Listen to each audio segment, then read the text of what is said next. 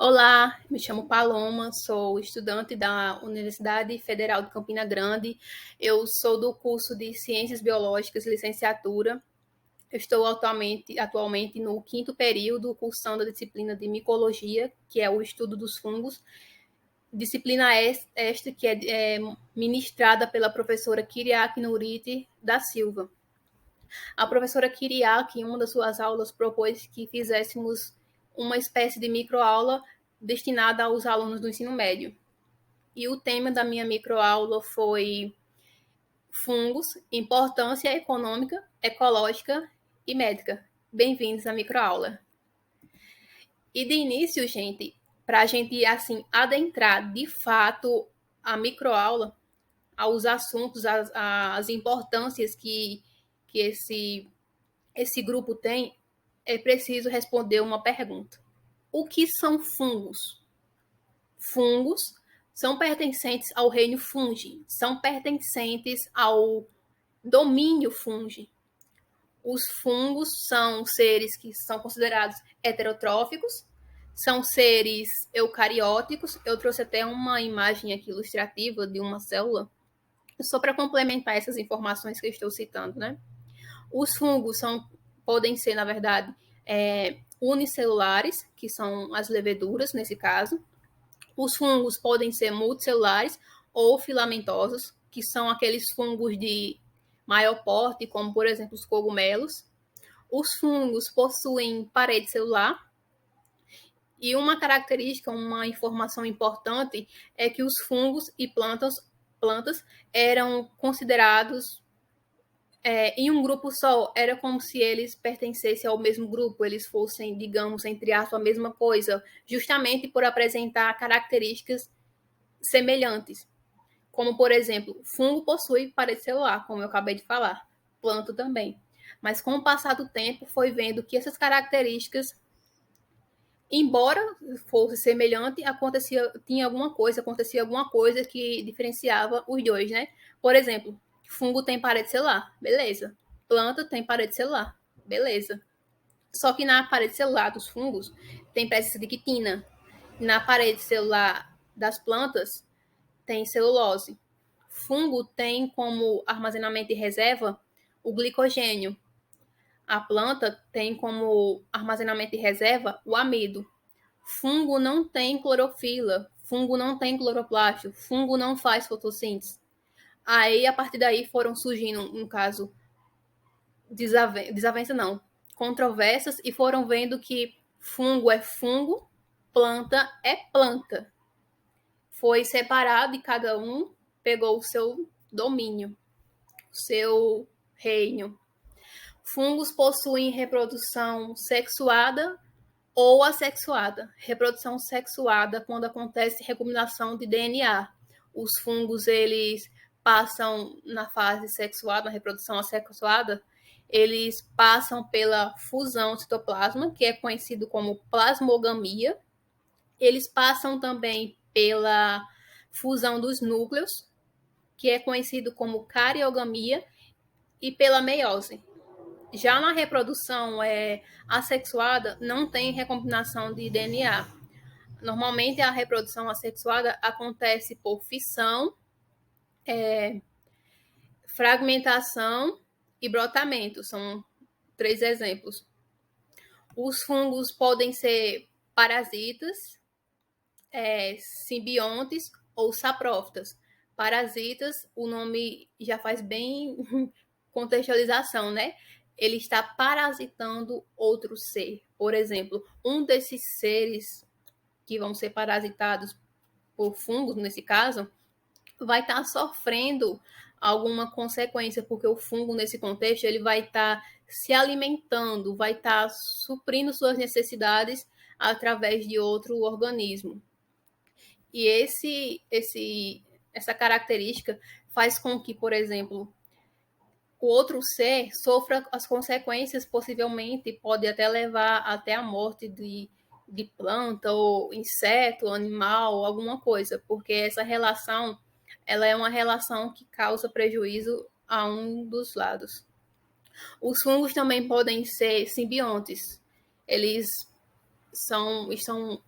são agrupados, acontecem simbioses. E essas simbioses são associações entre espécies diferentes, como, por exemplo, um exemplo de simbiose é os líquens, que, por exemplo, é a associação de fungos com algas, ou fungos com cianobactérias. Também a associação de micorrizas é um forte exemplo em relação a isso, que é a associação de fungos com raízes de plantas. Os fungos também podem ser saprófitas, que são aqueles fungos que degradam a matéria, são os fungos decompositores. Aqui eu quis trazer a estrutura, né, a morfologia fúngica. Nessa primeira imagem, a gente pode ver a representação, né, de um cogumelo. E nessa imagem podemos explorar a presença de hifas, micélio, estrutura reprodutora, né, estrutura reprodutora de esporos. E, enfim, essas hifas, elas vão constituir o micélio. Ou seja, essa parte evidenciada na imagem são as hifas. Está até destacado aí. Essa parte que está acima do substrato, no caso do desenho do cogumelo propriamente dito, é considerado como um micélio reprodutor. É o micélio aéreo, né? No caso, é a parte aérea, na verdade.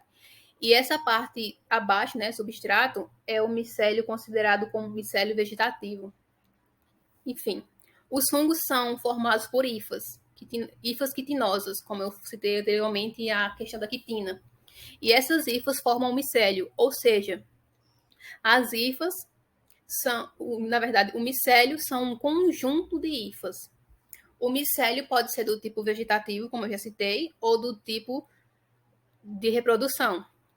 E é o micélio de reprodução, e é pelo micélio de reprodução que são liberados esporos, como eu citei também. Essa estrutura reprodutora é por onde são liberados os esporos. Essa outra imagem, brevemente ilustrativa, eu trouxe só para mostrar a dispersão dos esporos, né? Hifas, esporângio e os esporos. Aqui a gente pode ver a diferença de dois tipos de hifa cenocítica e hifa septada. A hifa cenocítica não tem septos. Ela não tem delimitações. A hifa septada, ela possui a presença de septos que dividem célula a célula. Ou seja, essa é a diferença primordial entre as hifas. Aí aqui essa terceira hifa é brevemente ilustrativa só para evidenciar a presença de uma hifa septada com 2 núcleos por célula. Mas a característica primordial é essa. Hifa septada tem a presença de septo, hifa cenocítica ou aseptada não tem septos. Aqui eu quis trazer alguns tipos de fungos, que são dos tipos leveduras, bolores e cogumelos. Leveduras, como eu citei anteriormente, são considerados como unicelulares. Bolores, embora a gente possa ver, né, é visível a olho nu, o bolor tem uma fase unicelular. E é por isso, justamente por isso, que não é interessante quando a gente vê alguma fruta, no caso laranja, como eu quis trazer aqui, não é interessante que quando a gente vê alguma fruta que tem um mofo, a gente retire só aquela parte do mofo e com o restante. Porque, como eu acabei de citar, o fungo possui uma fase unicelular, possui uma fase que não é possível ver a olho nu. Então, você pode estar ingerindo fungos, mesmo tirando aquela parte do mofo que é visível. E existe o fungo do tipo cogumelo, como eu citei. Aqui eu quis trazer exemplos de filo. Os fungos, eles são muito ricos, muito diversos em questão de filos. Eu quis trazer 3 tipos de filo. O filo Ascomicota, leveduras, né, representado pelas leveduras, e Mucoromicota, que antigamente era considerado como zigomicota, representado pelos bolores, e os basidiomicotas, que é representado pelos cogumelos. Só para contextualizar os tipos de fungos que citei anteriormente. Enfim, chegamos na parte econômica. A parte econômica dos fungos é na indústria alimentícia, né? E na de bebidas. Por exemplo, nos queijos. Muitos queijos finos, como o gorgonzola, por exemplo, têm a presença de fungos. E também na fermentação de pães tem a presença de fungos. na fermentação de cervejas, na composição do molho shoyu, na presença na bebida saquê, também tem fungos. E eu quis trazer também aqui essa imagem desse cogumelo, que é o cogumelo do tipo champignon, que ele é comestível. Ele, no caso o champignon e o shiitake, eles são cogumelos comestíveis. Além da importância econômica em relação à culinária, temos também a importância farmacêutica, que foi, por exemplo, a penicilina, que é um antibiótico feito, né, descoberto através de um fungo penicillium. Esse fungo ele vai inibir o crescimento de bactérias. Esse antibiótico ele é utilizado em doenças como sífilis, meningite bacteriana, pneumonias e outras doenças, né?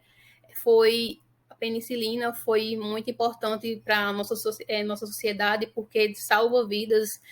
É descoberta importante demais em relação aos estudos, é muito importante a penicilina, é fundamental, né, para a sociedade em relação a essas doenças. Temos também a importância ecológica, né? Os fungos também são fundamentais para o funcionamento dos ecossistemas. Os fungos são decompositores primários da matéria. Eles são responsáveis pela ciclagem, né, dos nutrientes. O fungo lá, quando ele está decompondo uma matéria orgânica, parte a matéria orgânica, essa degradação vai fazer com que seja liberado dióxido de carbono e no solo vai ser enriquecido com compostos nitrogenados e outras substâncias. Esses dióxidos de carbono que vão ser liberados, eles vão ser importantes para as plantas, porque as plantas vão captar e vão fazer o processo de fotossíntese. Eu quis trazer até aqui a imagem de uma planta e em volta a um ciclo para destacar justamente essa ciclagem, né, de nutrientes, essa importância que os fungos têm em relação à parte da ecologia, né? Os fungos e as bactérias são muito importantes na questão de decomposição. Aqui também eu quis trazer a associação simbionte, como eu citei anteriormente. E nessa imagem a gente pode ver a associação, né, do tipo micorriza, que é a associação de fungos com raízes. São importantes na agricultura porque as micorrizas elas facilitam o crescimento das plantas, faz com que as plantas cresçam mais saudáveis, né? E assim os agricultores vão ter êxito nas suas plantações e tudo mais. Temos também a importância médica, né, que são os patógenos. Os patógenos conseguem causar doenças, podem causar doenças, na verdade. Aqui eu quis trazer uma unha com micose, representado aqui, né, uma micose fúngica.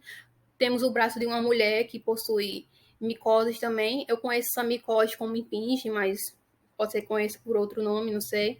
Aqui temos a imagem de uma boca, e na boca, na língua, na verdade, tem a presença de fungos, né? Uma doença chamada por candidíase, e a candidíase também pode dar em outro lugar, como no canal vaginal, por exemplo. E aqui temos o pano branco, que também é uma doença causada por fungos. Os patógenos em plantas, né? Os fungos atingem também, nesse caso, nesse ponto de vista, os fungos eles podem ser prejudiciais às plantas também, né? Isso é uma importância também na questão da agricultura, porque os agricultores eles vão ter prejuízos em relação às suas colheitas, né, suas plantações, porque uma vez que o fungo, né, atinge suas plantações, faz com que o agricultor, o empresário, não sei, tenha prejuízo, porque a planta pode morrer, pode impedir o seu funcionamento, enfim, atrapalhar na colheita e tudo mais. E aqui eu quis trazer uma curiosidade que são os cogumelos venenosos.